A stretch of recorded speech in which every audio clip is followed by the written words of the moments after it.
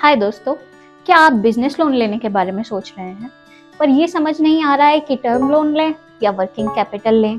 दोनों में क्या डिफरेंस है और आपके लिए क्या बेस्ट ऑप्शन है?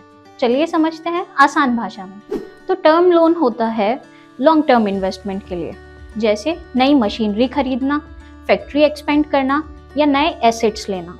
टर्म लोन का टेन्योर 3 से 5 साल या उससे ज़्यादा होता है और इसकी रीपेमेंट EMI में होती है। वहीं working capital loan short term funding के लिए होता है, डेली ऑपरेशंस जैसे रॉ मटेरियल खरीदना, सैलरी देना या स्टॉक मैनेज करने के लिए। इसका टेन्योर छोटा होता है, 6 महीने या 1 साल तक का।